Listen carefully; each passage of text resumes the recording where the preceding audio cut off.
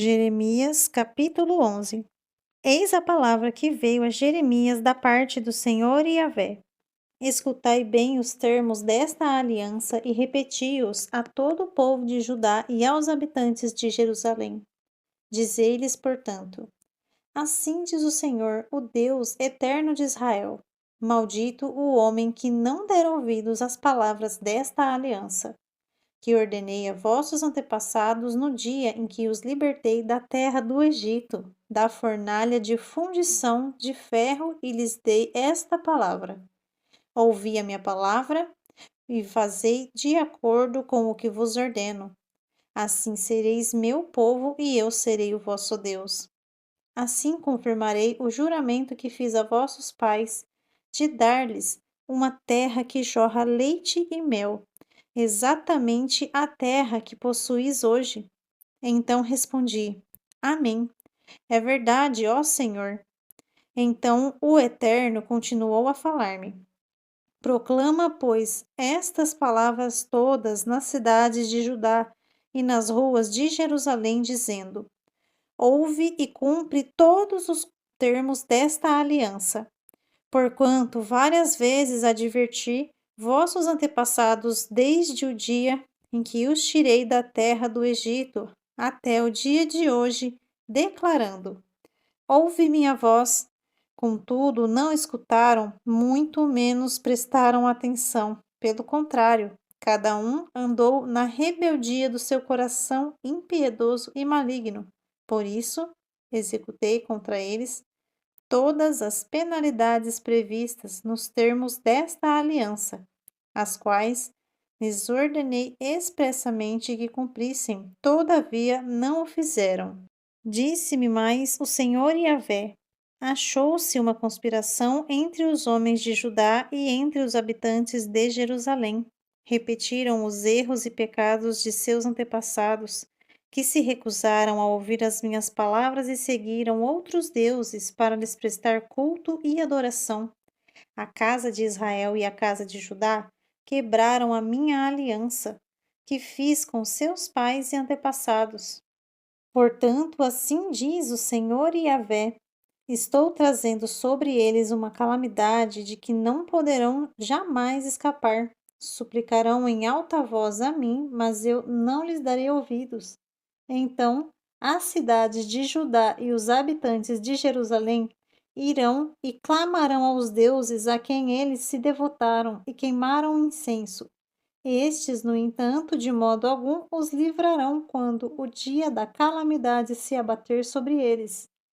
Os teus deuses são muitos e variados, tão numerosos quanto as tuas cidades, ó Judá, e os altares que tendes construído para queimar incenso àquela coisa vergonhosa e abominável chamada Baal, são tantos quantas são as ruas de Jerusalém. Quanto a ti, Jeremias, eis que te ordeno que não te coloques em oração a favor de nenhuma pessoa deste povo. Tampouco clames ou levantes súplicas e petições por eles, porquanto eu não os ouvirei quando rogarem a mim na hora da tragédia. O que a minha amada faz no templo, cheia de intenções enganosas? Porventura, os teus votos e as carnes que consagraste haverão de evitar o castigo que se avizinha contra ti? Poderás, então, seguir exultando em meio ao prazer que tendes com o mal que praticas? O Eterno te chamou de oliveira verdejante, ornada de belos e bons frutos, mas, com o estrondo de um grande tumulto, ele a arrasará em meio ao fogo, e todos os seus ramos serão quebrados.